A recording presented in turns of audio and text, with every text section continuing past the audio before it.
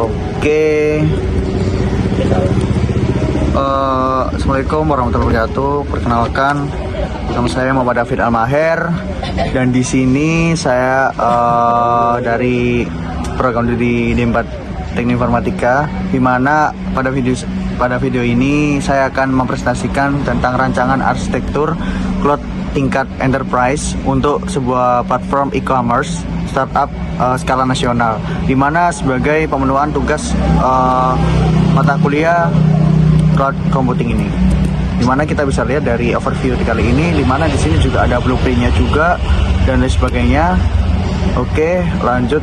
Di mana di overview ini kali ini adalah tampilan dari aplikasi Cloud Architect Simulator yang saya kembangkan, di mana aplikasi ini mempresentasikan 6 komponen utama arsitektur yang akan saya jelaskan satu persatu, yaitu ada CDN dan Edge Hosting, stateless login berbasis JWT, terus kemudian manajemen data berdasarkan CAP Theorem, terus pola release system, arsitektur cloud native dengan Kubernetes, dan evaluasi terhadap AWS Well Architect Framework, di mana empat indikator di sini menunjukkan kondisi arsitektur secara sekilas. Seperti CDN hanya 50 detik aja, mungkin autentifikasi bersifat stateless, basis data terbagi ke 3 set, dan perlindungan sirkuit breaker dalam kondisi aktif. Oke, kita lanjut ke pertama, yaitu untuk CDN dan Edge Hosting, di mana komponen pertama adalah CDN dan Edge Hosting.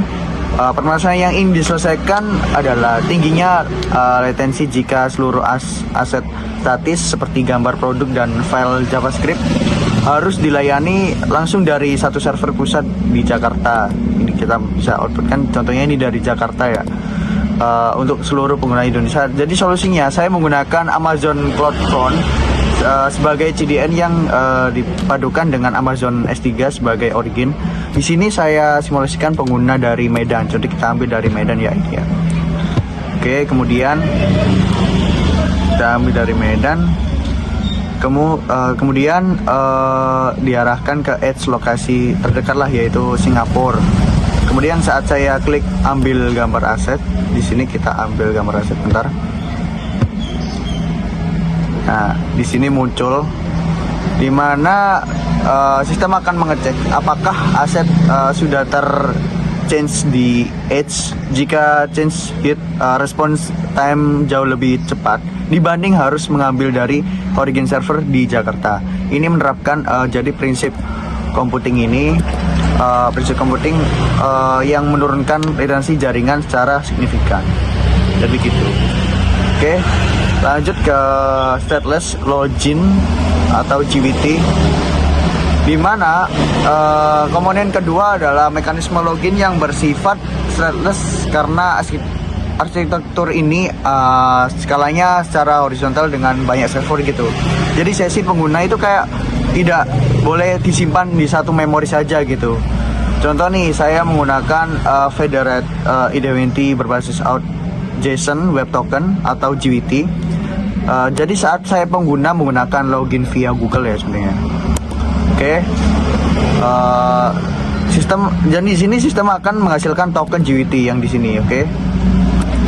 Token JWT.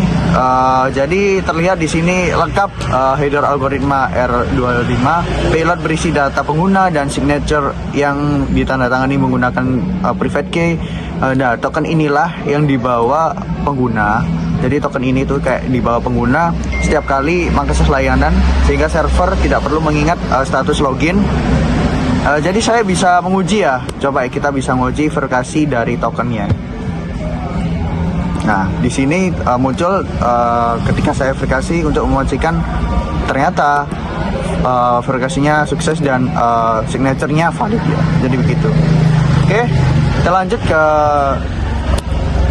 komponen ketiga, yaitu membahas tentang manajemen data berdasarkan CAP Theorem, di mana untuk dominan pembayaran dan inventory, konsistensi data adalah prioritas utama, sehingga saya menggunakan model apa ya, lupa saya, model ya seperti itulah ininya. Intinya itu di sini ketersediaan lebih diutamakan menggunakan model available dan person tolerance atau API dengan basis data NoSQL. Di sini saya simulasikan pertama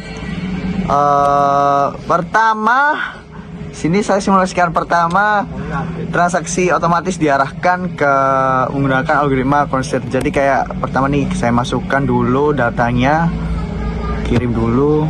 Di sini muncul ke genap ya, atau bisa saya masukkan juga untuk ganjil juga. Oke.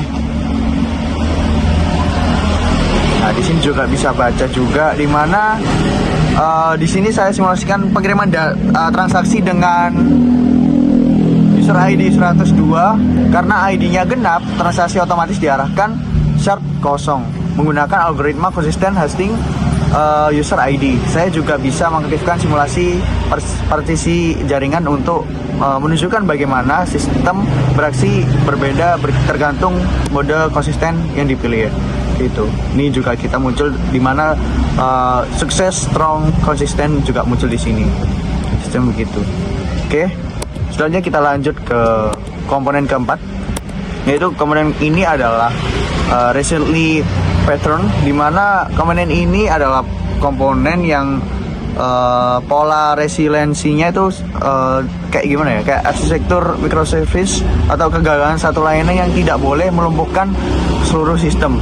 Ini saya akan menerapkan dua pola, yaitu circuit breaker, retry dengan exponential back off, dan di sini saya akan simulasikan di mana kondisi API sedang di sini kondisi API ini sedang down.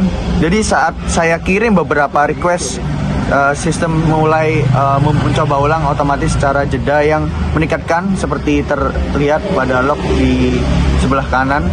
Di sini kita bisa lihat ya, dimana terlihat. Namun jika kegagalan terus berlanjut melewati ambang batas, sirkuit ini akan mencoba terus sih seperti itu.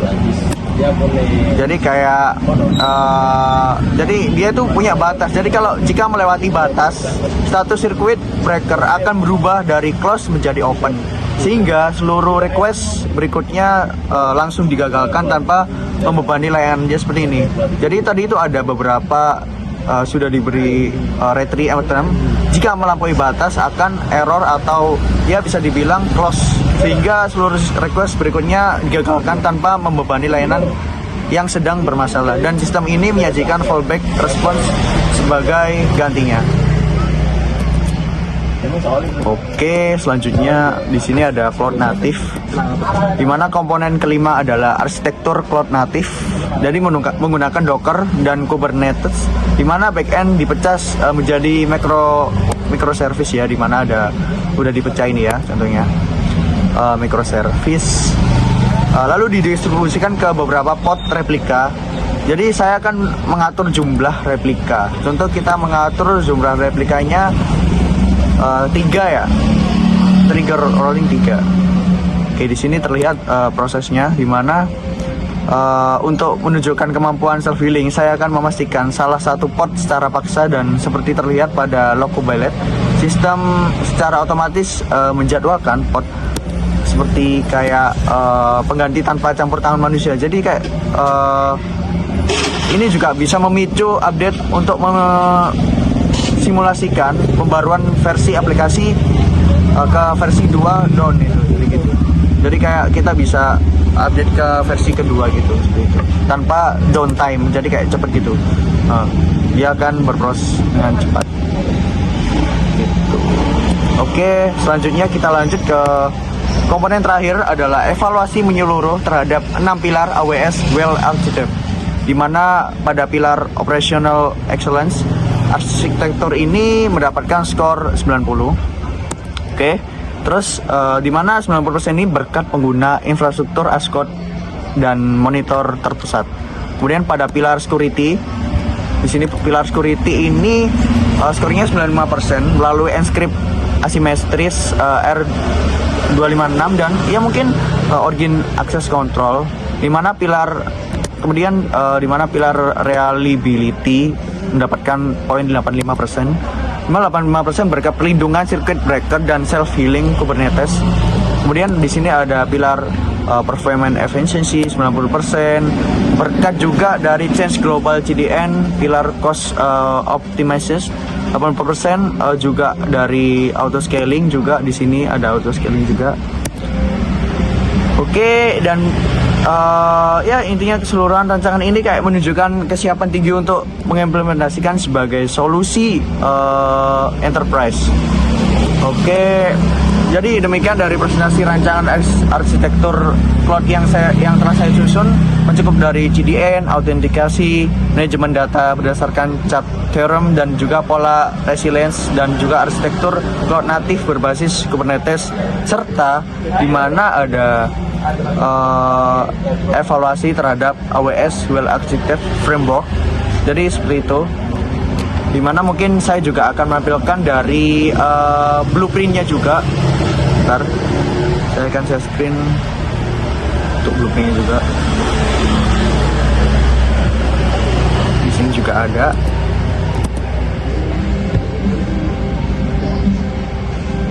Saya ubah ke blueprint. Oke.